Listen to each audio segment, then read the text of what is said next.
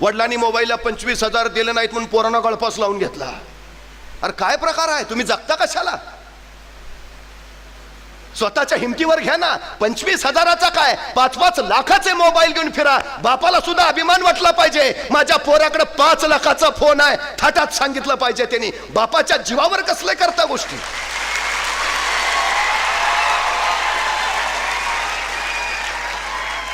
ह्या सगळ्या गोष्टी करायला तुमच्याकडं आयुष्य पडलंय. हवं ते करता येईल, हवं ते करता येईल. आता वेळ अभ्यास करायची आहे. आता वेळ स्वतःच्या आयुष्याला आकार द्यायची आहे. त्याकडं लक्ष दिलं पाहिजे. हे महत्वाचं आहे, सगळ्यात महत्वाचं. नाहीतर कुणी विचारणार नाही, अजिबात नाही. मी कधीच असं म्हणत नाही मुलांना अभ्यास करा. पालकांनी सुद्धा मुलांना अभ्यास करा म्हणण्यापेक्षा आधी अभ्यास का करायचा आहे ते एकदा सांगा. एखादी झोपडपट्टी त्यांना दाखवा. त्या झोपडपट्टीतलं जगणं त्यांना अनुभवू द्या. 4 घरं मागून आणल्याशिवाय सायंकाळचं पोट भरता येत नाही अशी काही माणसं जनावरांचं जीवन जगतायत हे आमच्या पोरांना एकदा दाखवा. आणि उंच उंच महाल सुद्धा त्यांना नेऊन दाखवा. त्यांना सांगा ह्या झोपडपट्टीत आहे उघडा नगडा अनवाणी भीक मागत जगतोय, कारण हा अडाणी आहे, शिकला नाही आणि हा महालात राहतोय. याचं कारण भारतातलं शिक्षण पूर्ण करून परदेशातलं शिक्षण घेऊन तो इथं आलाय. हा थाट, ही श्रीमंती, ही स्वतःच्या गुणवत्तेच्या बळावर मिळवता येते. हे सांगा तुला कुठलं जगणं स्वीकारायचं आहे, ते झोपडपट्टीतलं का महालातलं? मग ठरवेल तो त्याला काय करायचं आहे, काय म्हणून त्याला जगायचं आहे. हातपाय त्यालाही आहेत, अडचण काहीच नाही. यश आणि आपण यांच्यामध्ये फक्त भीती उभा असते, भीती. जगात घाबरण्यासारखं दुसरं काहीच नाही. घाबरण्यासारखी फक्त एकच गोष्ट आहे, भीती. भीती बस. ही भीती एकदा बाजूला केली की मग जग आपलं आहे, दुसरं काही नाही. छोटा नरेंद्र आंब्याच्या बागेत गेला होता. आंबे पाड खात होता. पारेकरांना बघितलं, त्यांना झटकायला तो आला आणि त्या नरेंद्रना खाली उतरावा म्हणून तो पहारेकरी नरेंद्रला म्हणाला, अरे खाली उतार, त्या झाडावर भूत आहे, भूत. तो छोटा नरेंद्र म्हटला, भूत आहे का? मग आधी त्याला भेटतो आणि मग खाली येतो. भीती नाही. त्या निर्भय नरेंद्राचेच पुढे स्वामी विवेकानंद झाले. काढून टाका ना भीती डोक्यात, अजिबात काही विषय नाही.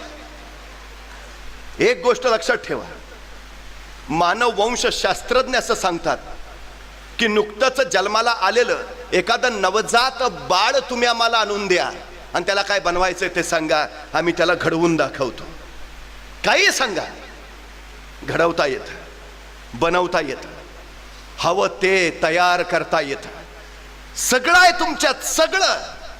फक्त आजूबाजूचं वातावरण, आजूबाजूची परिस्थिती आणि तुमच्यावर होणारे संस्कार तसे हवेत, मग तसं घडता येतं. हे वैशिष्ट्य आहे सगळ्यात महत्वाचं.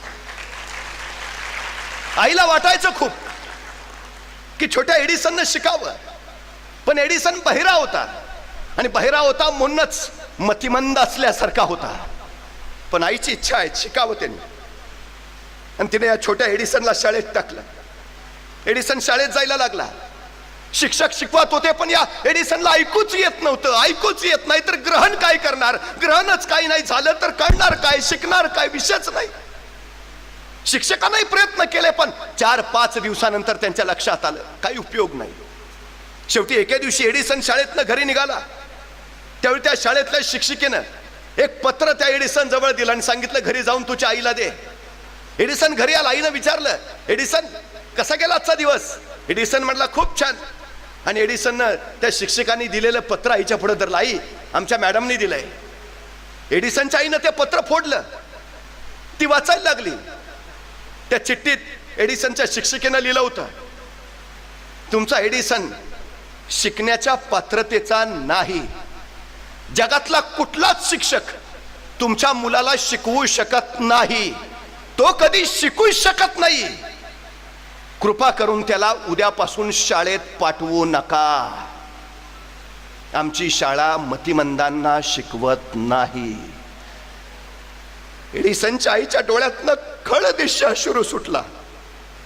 एडिसनने विचारलं, आई काय लिहिलंय ग?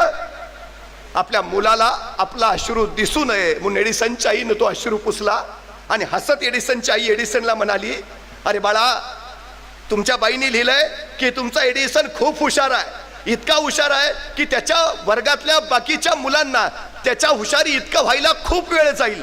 त्यामुळे काही दिवस तुम्ही एडिसनला घरीच शिकवा, तोपर्यंत आम्ही वर्गातल्या मुलांना शिकवतो आणि एडिसन सारखं हुशार करतो, मग एडिसनला शाळेत पाठवून द्या.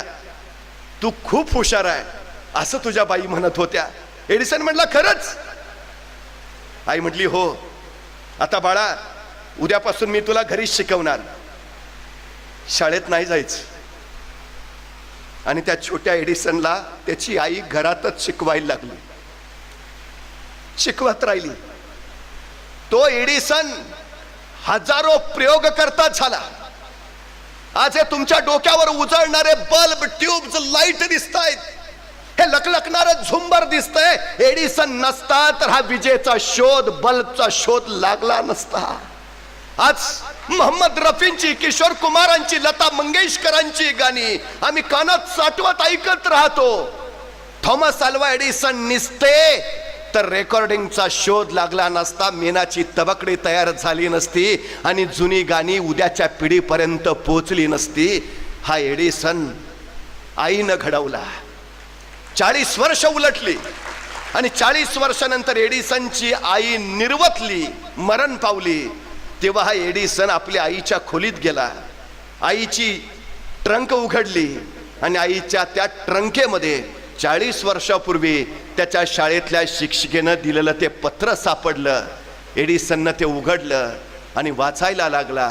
शाळेतल्या शिक्षिकेनं लिहिलं होतं, तुमचा मुलगा शिकण्याच्या पात्रतेचा नाही. आणि एडिसनच्या डोळ्यातनं घळ घळ पाणी उखळायला लागलं. मी शिकण्याच्या पात्रतेचा नसतानाही माझ्या आईनं माझ्या उरात उमेद पेरली की तू शिकू शकतोस. माझ्या आईनं मला विश्वास दिला की तू हो शास्त्रज्ञ होऊ शकतोस. हा विश्वास, ही उमेद तुम्हाला यशापर्यंत पोहोचवत असते. ही उमेद आणि हा विश्वास हवा. आमच्या उरात हवा. आपण कशातच कमी नाही आहोत, अजिबात नाही. मला एका प्रश्नाचं उत्तर द्या, या जगात हुबहू तुमच्यासारखा दिसणारा दुसरा कुणी तुम्हाला भेटलाय का? हा हा, ते जर्मनीत माझ्यासारखा एक जण आहे. नाही हो, अजिबात नाही. 130 कोटी लोकसंख्या झाली आहे देशाची, पण उरलेल्या 130 कोटीत तुम्ही वगळता तुमच्यासारखा दुसरा कुणीच नाही. ह्या जगात तुम्ही एकमेव आहात. या जगात तुम्ही एकमेवा द्वितीय आहात.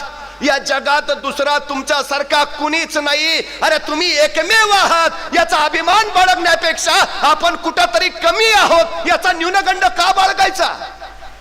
स्वतःला कमी का समजायचं? हा सगळ्यात महत्वाचा विषय आहे. सगळ्या क्षमता, सगळ्या शक्ती तुमच्यात आहेत, फक्त सगळ्या एकवटून उभा राहायला हव्यात. आमची अडचण काय माहिती आहे? बरेच विद्यार्थी येतात, खूप अभ्यास करावा वाटतो पण लक्षच लागत नाही. खूप अभ्यास करावा वाटतो पण एकाग्रताच होत नाही. काय काय सांगतात, तो 4च तास अभ्यास करतो तरी सगळं त्याच्या लक्षात राहतं. मी 18 तास वाचत असतो तरी काहीच दुसऱ्या दिवशी लक्षात राहत नाही. आमच्या विद्यार्थ्यांच्या शंका आहेत ह्या, साहजिक आहे. तुम्हाला माहिती आहे हे का होतं? आपल्या मानसिक आणि शारीरिक शक्ती एकाच ठिकाणी केंद्रीभूत होणं आणि त्या केंद्रीभूत झाल्यानंतर जी ऊर्जा तयार होते तिला एकाग्रता असं म्हणतात. मानसिक, तुमचं मन पूर्णपणे तुमच्या ध्येयाकडेच केंद्रीभूत झालं पाहिजे. तुमच्या शरीराच्या सगळ्या शक्ती त्याच ध्येयाकडे केंद्रीभूत झाल्या पाहिजेत. मानसिक आणि शारीरिक दोन्ही शक्ती एकरूप होतील तेव्हा तुम्ही एकाग्र व्हाल. नाहीतर बसलाय पुस्तक घेऊन आणि मन, कांतारा बघितला नाही, अवतार 2 आलाय, काही लक्षात राहणार नाही, काही लक्षात राहणार नाही. एक गोष्ट कायम लक्षात ठेवा, आम्ही चित्रपट पाहतो, बघायलाच हवेत, पण तुम्हाला माहिती आहे इलाहाबादवरनं आलेला एक तरुण 6.25 फूट उंचीचा, किरकोळ शरीरयष्टीचा, पण त्याचं ध्येय ठरलं होतं, मला मोठ्या पडद्यावर काम करायचं, मला अभिनेता व्हायचा आहे. पण त्याची शरीरयष्टी आणि त्याचा ताडमाड उंचीचा प्रकार बघितल्यावर कुठला निर्माता त्याला स्वतःच्या चित्रपटातच घेत नव्हता. रोज उठायचा, रोज निर्मात्यांची उंबरठे छिचवायचा, पण सगळीकडनं नकार. आकाशवाणीची जाहिरात निघाली निवेदकासाठी मुलाखती. हा मुलाखत द्यायला गेला, मुलाखत दिली आणि आकाशवाणीवाल्याने पत्र पाठवलं, तुमचा आवाज रेडिओसाठी योग्य नाही, सबब नकार. तिथेही निराशा पदरी पडली, वैतागला. शेवटी खायला नसायचं, प्लॅटफॉर्मवर उभा राहून एखादा वडापाव, एखादं केळ खाऊन दिवस काढायचा. अशा भयान परिस्थितीतनं उंबरटे झिजवत होता, पण हाताला येत नव्हतं काही. अखेर निघाला रेल्वे स्टेशन वरून परत इलाहाबादला जायला, आणि अचानक त्याचा भाऊ धावत आला, चल तुला चित्रपटात काम मिळालंय. मोठा आनंद झाला, धावत आला. आल्यानंतर कळालं चित्रपटात 7 हिरो आहेत आणि त्यात हा आहे. पण असू दे ना, काही अडचण नाही, मिळालं ना काम. गेल्या 3-4 वर्षाच्या धडपडेला यश आलं. त्यांनी पहिला चित्रपट केला, सत्ते पे सत्ता. धडपडत राहिला, दार ठोठवत राहिला, कामं मिळत राहिली, छोटी मोठी करत राहिला. 17 चित्रपट केले आणि 17च्या 17 चित्रपट अपयशी ठरले. पण तरी हा झगडत राहिला, त्यांनी जिद्द सोडली नाही, चिकाटी ढळली नाही. करायचंय, मला अभिनेता व्हायचाय, मी होणार. 17 चित्रपट फ्लॉप झाल्यावर 18वा चित्रपट त्याचा आला, ज्याचं नाव होतं आनंद. या चित्रपटातली त्याची भूमिका गाजली आणि त्याला नवा चित्रपट मिळाला. आणि 1980च्या दशकामध्ये सगळ्या चित्रपटगृहावर ब्लॅक बस्टर चित्रपट म्हणून त्या चित्रपटाची नोंद झाली आणि भारतीय चित्रपट सृष्टीला नवा अँग्री यंग मॅन मिळाला, अमिताभ बच्चन.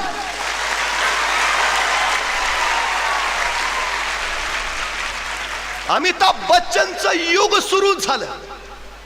यशाच्या एक एक पायऱ्या तो पुढे जात राहिला. आता कुठे यशाची चव चाकतोय, तोच कुलीच्या सेटवर अपघात झाला, पोटात सुरा खुपसला गेला आणि अमिताभ रुग्णशय्येवरनं मृत्यूशय्येकडे वळाला.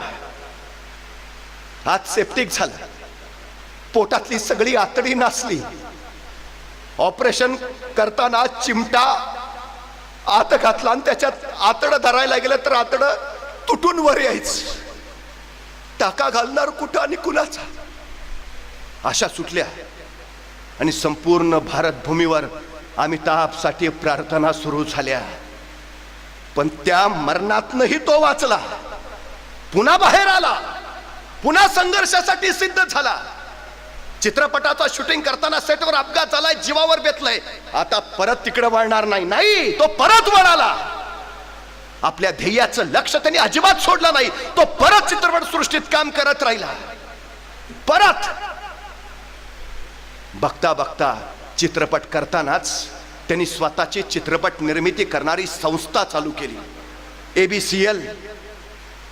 आणि दुर्दैव, काही दिवसातच ही त्याची स्वतःची ABCL नावाची निर्मिती संस्था दिवाळखोरीत निघाली, बुडाली. अमिताभ बच्चनकडे होतं नव्हतं तेवढं सगळं गेलं, कंगाल झाला, पुरता कंगाल.